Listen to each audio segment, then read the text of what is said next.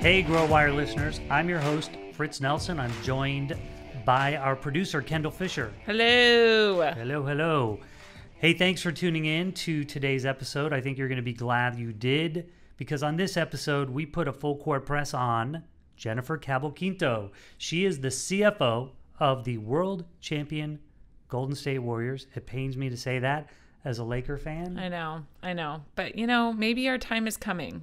Maybe it is. They look pretty strong. Yeah. But we've got LeBron. We do have LeBron. Yes. But hey, you know what? Sports franchises do have CFOs.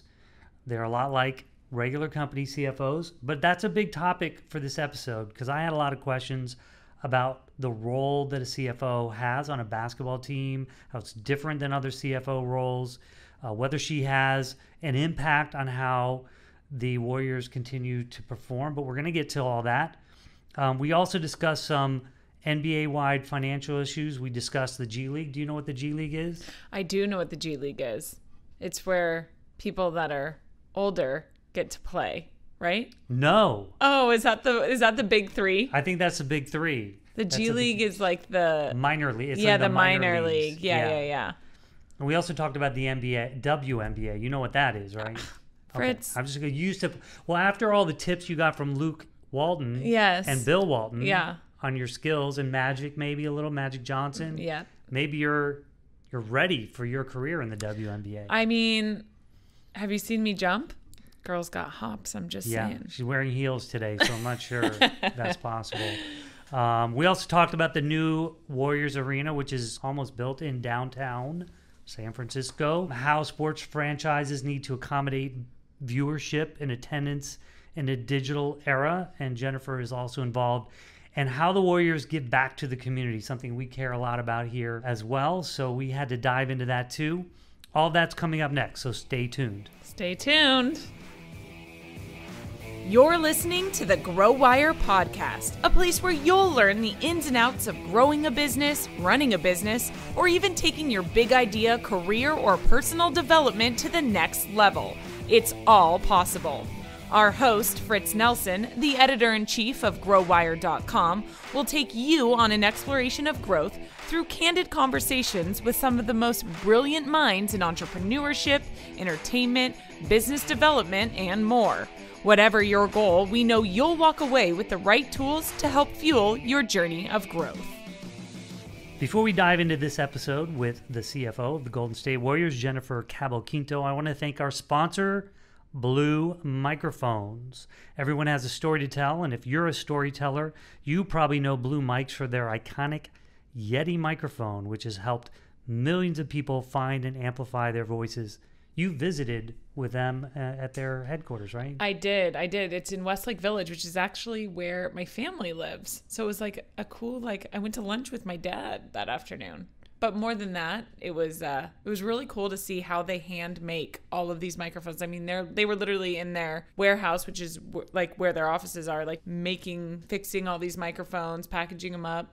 But even cooler than that, it's like a real studio. I mean, they had Imagine Dragons perform in their studio at one point before they were big Imagine Dragons. I've seen them at the Forum. They're really good. Ooh. Great sound. Well, anyway, if you are thinking about doing your own podcast, and you absolutely should, or recording some voiceovers, or maybe even, since we have Jennifer here today, you're practicing your sports announcing skills. You know, just as an aside, when I was little, I wanted to be a sports announcer, and I would run around pretend announcing games. And my father used to tell me I was never going to make it because I just didn't have the voice for it. I'm thinking I'm like 8 or 9. How does he know at that point? Can you just give us a little sports announcer one-liner? Oh, you're putting me on the spot. Well, I mean, so it'd say Lonzo Ball brings the ball up court. He dribbles to the right.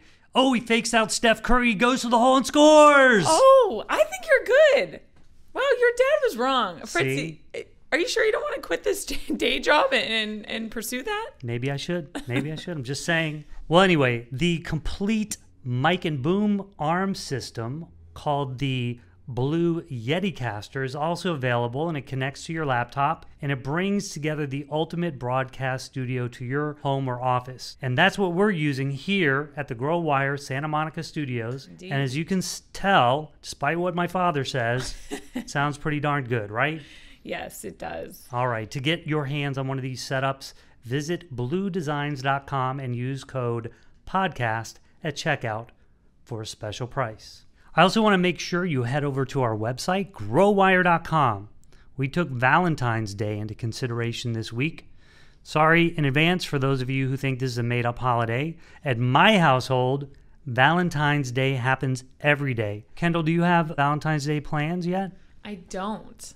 We're going to be traveling the day before. Oh, yeah. Yeah, we're going to be with Magic Johnson on February 13th in Atlanta, remember? Yeah. So I'm kind of trying to figure out what are we going to have planned. But similar to you, Fritz, Valentine's Day is every day. And why wouldn't it be? Why wouldn't it be? All right, well, we've got a special Grow Wire show that features a husband and wife duo out of Detroit. They run their own interior design company called Regina Andrew Design. Mm-hmm. And they craft one-of-a-kind products that are representative of their hometown's history with the goal of electrifying any space. And these designs are incredible. Like, I want to redesign my whole house around some of these. Yeah, it's a really, really cool story. And they literally took parts from a submarine and turned it into a chandelier. It's incredible what they do, what they've come up with. Yeah. They're just so creative. I mean, and they don't stop. They love it so much. They literally don't stop creating. Yeah. And they're a very cool, very humble couple. When you watch this video, you'll see they're just, you're sort of drawn to them. And I love it because it is a story too of how couples can be so yin and yang. I mean, the husband, who's Jimmy, his name is Jimmy. Jimmy's rock star. He actually used to travel and play music. He was kind of a rocker. And then his wife, Carla, is I don't want to say angelic, but kind of.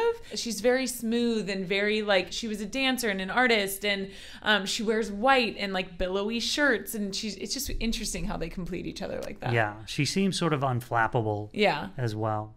Well, you can find out how they came up with the idea for the company, the impact that Detroit as a city had on their drive to succeed, and how they overcame many, many obstacles as they grew this idea into this great lucrative business. The Regina Andrew Design Grow Wire Show episode is available now on growwire.com. Hi, Jennifer. Thanks for joining us today. Hi. I want to talk first about the role of a CFO in a sports organization. What exactly do you do? What are you responsible for? I think the role of a CFO in a sports organization differs by organization. So I can only obviously speak for the Warriors, but it really depends on your structure and your ownership group and what you're responsible for. I manage the day-to-day finances of the organization. I can't veto a trade. I can't, tell our general manager that he can't do something. Have you wanted to? So far, no. Okay. Although, well, maybe that's not true. Yeah, there are a few things I would have liked to do differently. But those are things that I can offer my opinion. I can give them the parameters under which, we can manage a budget. I can tell them, sort of what financial strains that might cause the organization, what the ramifications might be for various decisions, but I don't have any veto power whatsoever. And that's a little bit different. CFO, we're usually CF no. We have that ability to say no. In this case, it doesn't exist. I also help on the business side, and I think really that's where I think I can have the most influence is really how do we grow the business of basketball, not so much influence the product. Does that extend to getting into contract discussions about players? Not really. I mean, early on, we can talk about things like structure.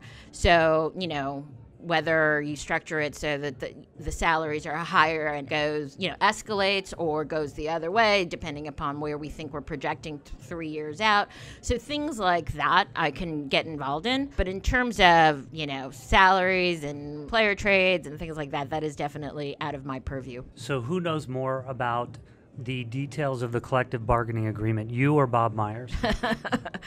Bob is a lawyer. I think he does. He does. I have my Cliff Notes, and it sits on my desk, and I look at it for various reasons, and because there are a lot of things in there that influence how we record things in the finance world. But Bob is definitely the expert. So, what is the culture of the leadership group of the Warriors? What is that like? How would you describe that culture? Our CEO, Joe Lacob, always says that the key to a championship organization is hiring the right people.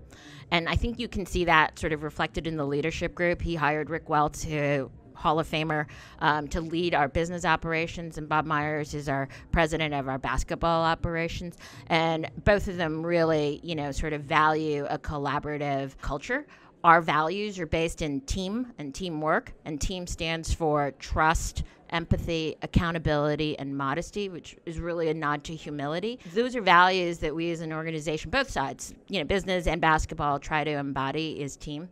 I think we also are very, very deliberate about diversity, which, being a woman of color is really important to me. And I think as an organization, we value not only just diversity in the, the basic sense of gender and ethnicity, but also diversity of perspective.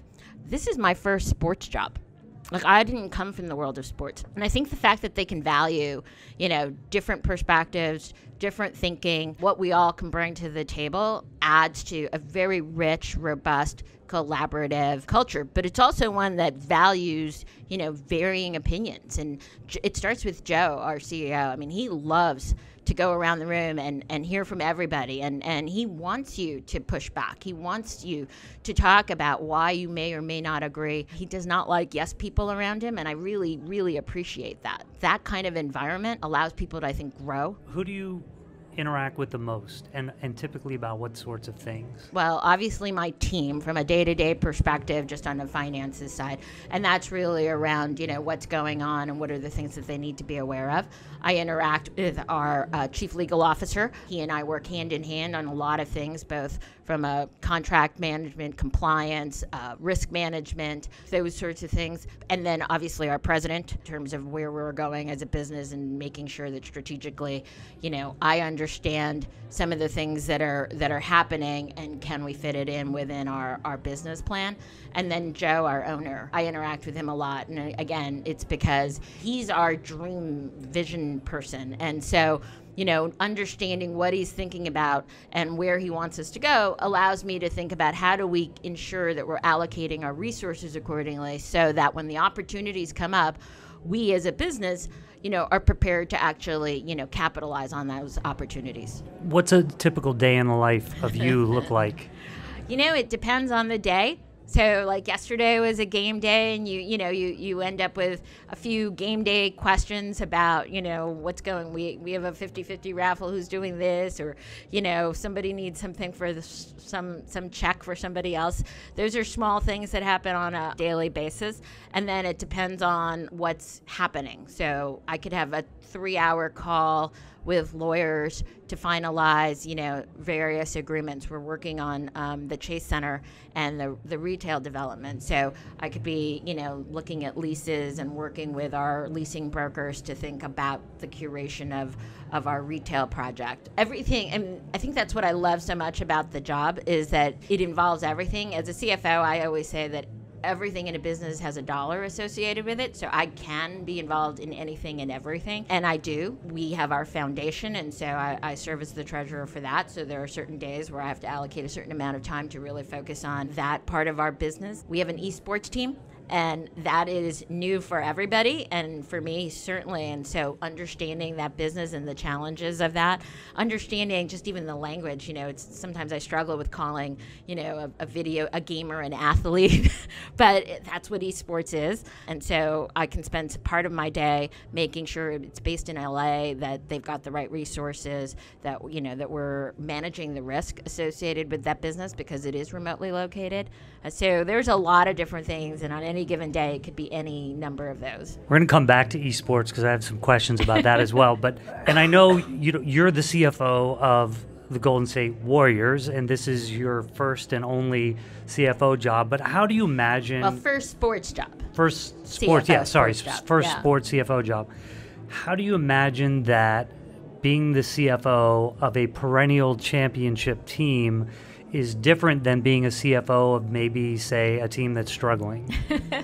You guys must talk. All the time. It's what I love about the NBA community is that there is a real sharing of information. So all 30 CFOs, we get together once or twice a year, depending, But there is a core group of us. I mean, we all reach out to each other for questions and how they're dealing with things or how they might be approaching things. And we talk about the experiences because all of us have different owners. And so our varying owners have very different priorities. And so we share our war stories of the things that we're focusing on at the moment. But I am reminded by my peer group about how lucky I am. I have peers in other teams that have been with their team for 20 plus years and have never experienced what I'm experiencing. And so I'm very cognizant of the sports moment that I'm living right now. A colleague from the Chicago Bulls really described like that experience and then having to live without it for a while now. Maybe he's like, for a long time to come too. Well, we'll see. We'll see. But, it can turn for anybody. Sure. And that's the beauty of sports. The CFO at the Boston Celtics and I talk a lot. And, the first time we won in 2015, he was great. He called me and he's like, Jennifer, enjoy this, because I thought we were going to do it multiple times when they won in 2008. And he goes, and it's been a while since they didn't win again. And so you just there's no guarantees in sports. And so just appreciating it is really important. I love that my colleagues, as soon as we won, reached out and said, because these are all new things, the rings, the parade.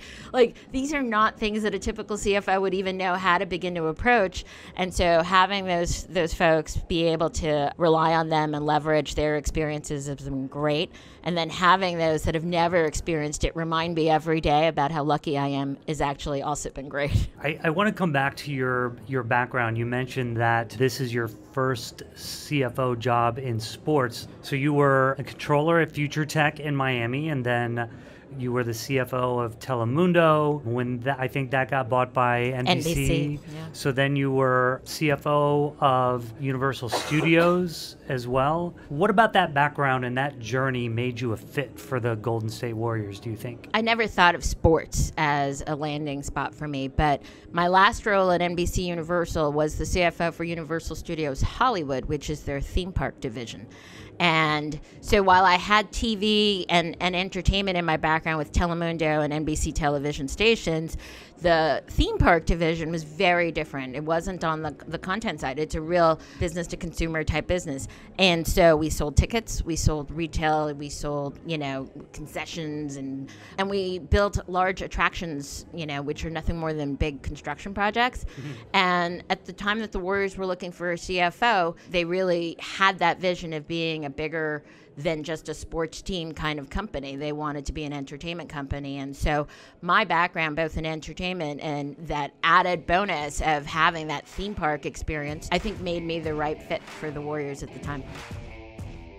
If you've ever met a famous athlete at a corporate event or gotten an official autograph, chances are Steiner Sports made it happen. Here's Brandon Steiner. We believe that there's magic in the moments that sports creates. We get customers closer to the game and help companies use the power of sports to grow their business. We've been in business 30 years, and we've had multiple systems to keep track of all the athletes and all of our customers. Multiple systems means multiple headaches. So we made the move to NetSuite by Oracle. NetSuite lets us replace all of our finance, inventory, and CRM functions with one convenient system. Now all the departments can see the same data. And if I have a question about our business, I can get the answer quickly. Find out how Steiner Sports scaled their business to millions of customers. Go to netsuite.com/Steiner. You'll also get our free guide titled Overcoming Your 5 Obstacles to Growth. That's netsuite.com/Steiner for our free guide and the story of a great American company. You've talked about that notion of entertainment, and I'm wondering how that also fits into the notion of fan engagement as well. I mean, have you drawn on that experience for that aspect of this? I think that the basketball and the game itself is really a live entertainment production. And the players is reality TV because, they're not scripted. You don't know who's going to win or lose, but everything around it is produced. And so, you got to be thinking about halftime. You got to be thinking about all the interstitials, all the fan engagement components. And, it's not that dissimilar to the things that I was used to, both in the TV and in the theme park world, in terms of thinking about how do you allocate resources to that? at?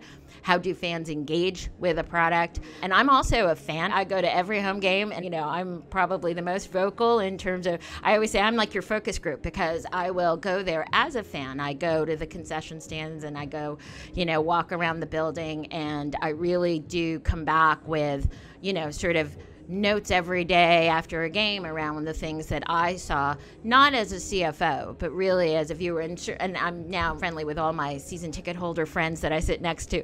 And we all talk about, I'll ask them, so what'd you think of that video? Or what'd you think of that, and understanding that, people go to a game not just for the game. I mean, they obviously do, but it's an experience, and it's a communal experience. And so how do we continue to deliver on the reasons why they go is critical. The other major owner, Peter Guber, Yeah. he's from Mandalay Yeah. Entertainment, so he has that background as well. He's owned some eSports teams. So how heavy does he weigh in on that entertainment aspect? Oh, huge. Yeah. I think that's why Joe and Peter make such a great partnership, right? Joe is very involved in the business and on the basketball side. He's passionate about basketball. I think he knows as much as Bob in terms of, all the players and the plays. Peter is definitely focused on the fan engagement and the entertainment aspect of it. And so he's been somebody who clearly has driven,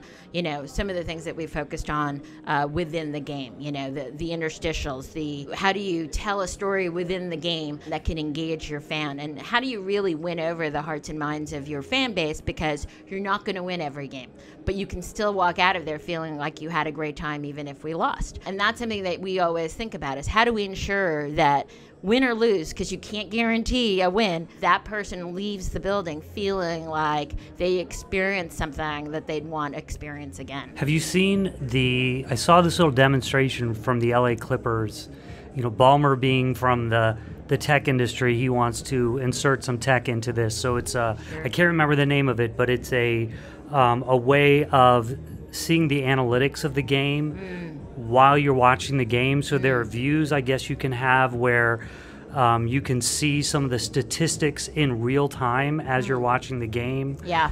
I mean, have you guys gone down that route or talked about anything like that? I mean, we look at every new technology. I think where we're based affords us the Sure. luxury of being able to see a lot of this stuff.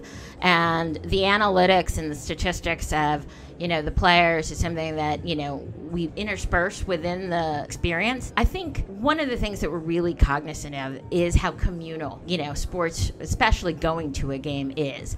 And that communal experience, technology should enhance it, not detract from it. Sure. And so I think whenever we test something, we always look for, does the technology enhance the experience, or does it detract from what ultimately we want to try to deliver?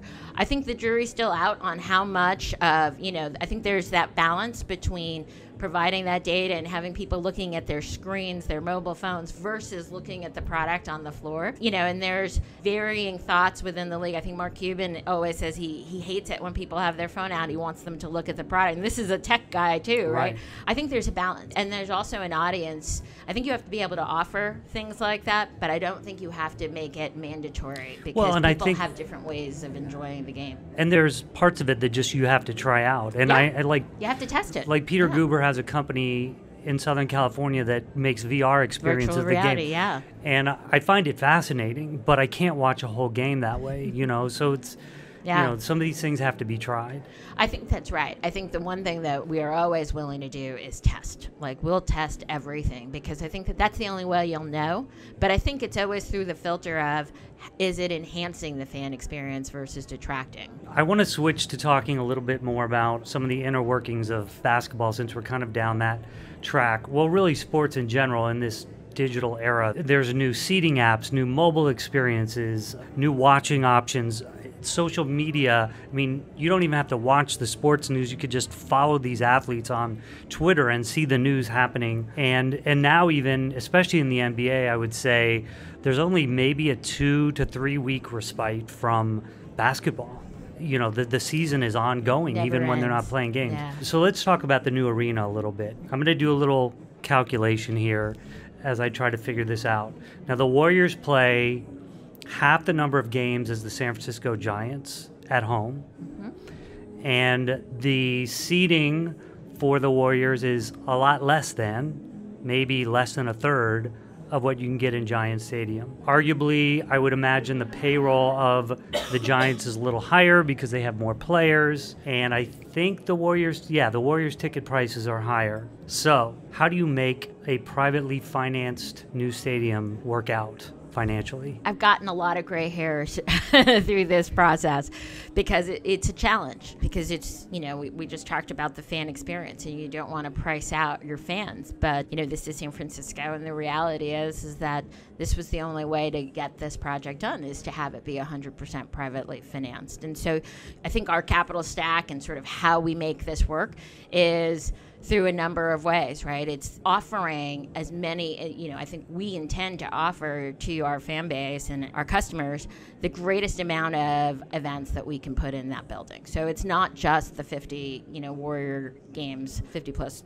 a year. It's going to be, concerts, family events, all sorts of things to create that value, because we're going to have to charge more. And that's really the only way that this works, right? I think we're going to be able to deliver on that value proposition.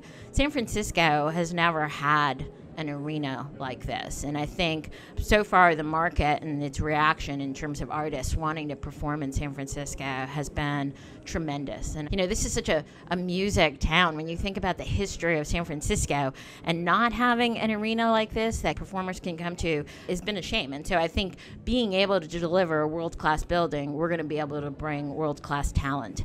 And I think that that's going to help to be able to create those revenue streams that we need in order to make this actually pencil out. What happens to Oracle Arena after the Warriors leave? Yeah, I don't know. It's not our building. We rent it. Not our problem. It's not so much that. I think, if there was an opportunity for us to be involved in that in some way, maybe we'd think about it. I think that's yet to be determined. Have you modeled out how many seats at Chase Center are going to be available as single game purchase versus season tickets? We're not quite final yet, because we're going through that migration process of our current season ticket holder base.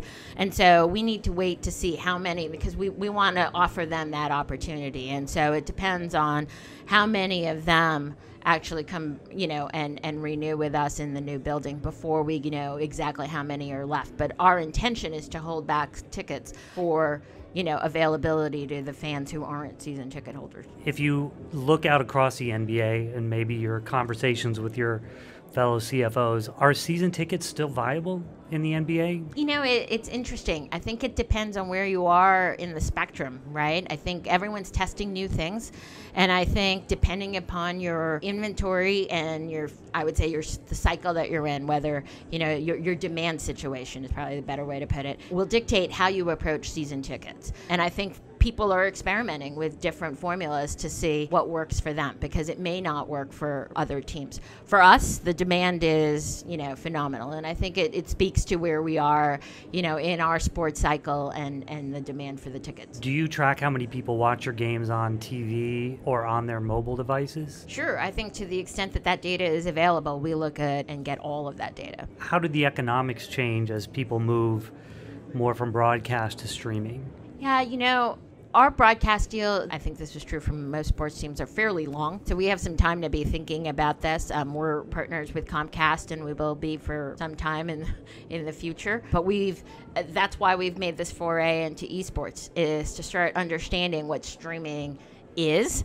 how you monetize it, what the marketplace is for it, how it, getting it socialized within our own, sponsorship group, and understanding how do you sell this product, which is, I think, a little bit foreign to some folks. But yeah, I think for every team, it's going to be different depending upon your demand cycle and how quickly you're going to move into the streaming world. But it's something we're certainly cognizant of. This episode is sponsored by Hint. If you don't know about Hint yet, their brand is all about making everyday chores more enjoyable and tasty. It started with Kara Golden, Hint's founder, who needed a way to drink more water, but she wanted flavor without all the sugar and sweeteners that come in most drinks. So she created Hint Water. It has just a hint of flavor from real fruit essences without any of those added sugars or sweeteners. Everyone at the GrowWire office is a big fan of Hint Waters. I especially, Kendall, I like the rutabaga and turnip flavor. Fritz, I don't think those are flavors for No? hint. I'm pretty sure. Can we suggest it? I mean, you can go to Carrie yourself. All right. She might be open to the idea. She's open to a lot. Okay. Maybe I have weird taste. Turnip, though? I think it goes with the rutabaga. Maybe a little beet in there. Do you grow turnips in your garden? No, I home? do not. Well, I was going to say you could have pitched the idea yourself and provided your own turnips. That's right. Missed opportunity. Yes. Well, you should try these out for yourself and all the wonderful flavors. I suggest blueberry. Go to hint.co/welcome to get a 30% discount on your first purchase. Let's talk a little bit about esports. So it sounds like the Warriors are approaching it experimentally from different angles to test the waters with streaming, but for what other reasons? Well, think about the demographics of esports, and you can't find them anywhere else right now. So this young 12 to 26 years old have moved away from traditional media. They're not watching television. And so, we think about the mothership of the Warriors and how do we continue, you want to make sure that you're reaching out to new fans and potential fans. And so if you've got, the youth of today moving towards, watching not on TV, but on YouTube or Netflix or Twitch or any of these other, platforms, we've got to figure out how to reach those folks because those are potential fans. So there's that aspect of it. We have great, tremendous partners who also want to be able to be aligned and reach out to those fans, and we should have a way to help them with that. And so that's why we want to really understand that medium. Do you envision Chase Center being a host of esports? Oh, yeah, for sure. Yeah. For sure. And a host of all sorts of different streaming events if we could, really understanding the music business, and maybe there's a potential there. We've got this very exciting theater within the arena that we're building that is going to be just a tremendous place for people to want to perform, and maybe there's an opportunity for streaming that as well. I think we're willing and want to experiment in all sorts of things. I want to understand a little bit also the economics of the G League, and for listeners who don't know what that is, it's essentially a minor league that is part of the NBA, but the NBA has kind of changed some of the rules over the years where they're what they call two-way contracts, where they can bring players in for a 10-day stint and then send them down. Great development environment. I think the league has announced that maybe next year they'll be allowing potentially some straight from high school kids to come in and start playing. But how do the economics of the G League work? Are the Santa Cruz Warriors owned and operated by the big Yes. Warriors club? Yeah. Yeah, so the Santa Cruz Warriors is our team. They are our G League affiliate, and I think a model for the NBA, and I think a lot of the things that we've done have really shown how valuable a team like this could be. So we've placed it in proximity to our mothership, right? So Santa Cruz, 75 miles down Highway 17, allows us to use it as a development team, and players can rehab there, players can work on mechanics there. We've tried to mirror that system to reflect the system that we use at the Warriors, and so a player can move seamlessly, hopefully, between the two organizations. We really look at it as an investment in not only basketball, but in our business operations. We've put people down there to help train and develop them on the business side. We've had people, from our sales organization go down there. The president of the Santa Cruz Warriors was the head of our group sales here in Oakland, and he's thriving down there. And that's a great development opportunity for him. We've used it on the coaching staff. We've used it on our PR side. We've got great success stories of people going up or going down to our development team. And so it's valuable. And for us, we've actually made it so that the investment, it's profitable. And that to me, obviously is important as well. So it's profitable on a team level, league-wise. It's really team-by-team dependent? Yeah. Yeah, I don't know. I haven't seen the economics for the rest of the teams, but certainly for us it has been. And I think as the league has been really important in supporting the development team and with the broadcast deals with ESPN and the deal with Gatorade to be the G League, I think all of those allow us to invest and continue to grow. So I think think they see the promise in it as well. I think it's only going to get better and better. Have the Warriors ever considered a WNBA team? Yes, we have. And I think we just have so much on our plate right now with trying to get the Chase Center open in the next year, but it is definitely something we've considered. A couple more questions on the basketball side. What are the drivers, do you think, of increased team valuation? And I'm going to do a little more math for us here. In the last few years, the Clippers and Rockets both sold for $2 billion for the Clippers, $2.2 billion for the Rockets. If I look back a few years, Charlotte sold in 2010 for $175 million. The Hawks sold a couple of years ago for $730 million, so less than half of what the Clippers and Rockets sold for. The Bucks sold for $550 million, the Kings for $534 million. What do you think is driving these last couple of deals? I mean, that's a huge increase. Team valuation is not always 100% math, right? A lot of it is Ego. Scarcity. Okay. It's scarcity. You know, they don't come up for sale very often, Sure. and so knowing that obviously drives the value. I think the TV contract, the national TV deal that came into play certainly increased the value of all the teams. I also think, live entertainment and the content is worth something, right? I mean, in this day of incredible segmentation in the entertainment space and in media in general, the fact that that people still want to see, the NBA or these games live, real time, I think it has a tremendous amount of value. And there's not a lot of things like that these days. And so I think all of that come into play. Going back to the collective bargaining agreement, how has it changed the economics, the latest change in 2017? How has that changed the economics of the Warriors? I don't think that it's changed it dramatically at all. I think there weren't major changes in the collective bargaining agreement of 2017. I think it allowed for longer contracts. It allowed for teams to be able to, offer more to their franchise player, that sort of thing. Did it increase the size of the Supermax contract? Yeah, I mean, I think at the end of the day, it was a response to the Kevin Durant decision, and what it tried to do was allow a team a greater ability to retain their franchise player. I think because these franchise players are their own enterprise and they're their own brand, their decisions are not just solely based on the team and the contract that they can be offered. Because they have shoe contracts, they have, they're building their own brands, they have their own media deals, they're doing their own thing. They're investing in technology. It's one small aspect. So I think while the latest change tried to correct for something, I don't think it ultimately is going to, especially for a franchise player, I think it's ultimately a number of things that come into those decisions. And so I don't think it made, a huge difference. I think it's just fascinating that fans now have an understanding of terms like Supermax and mid-level exception they're all and on Real bird GM rights every day, Yeah, exactly. practicing trades. Yeah, and we're stuff. all geeking out. Fantasy sports has probably changed that. But that's fan engagement, right? Yeah, sure. And I think that's really helped support the growth of the sport itself, is that fans are truly engaged and so vested in it. So one last question then. Sure. Since you have lucked into the best CFO job in sports here, not lucked into, you earned your way there, and you're clearly one of the reasons they're doing so well.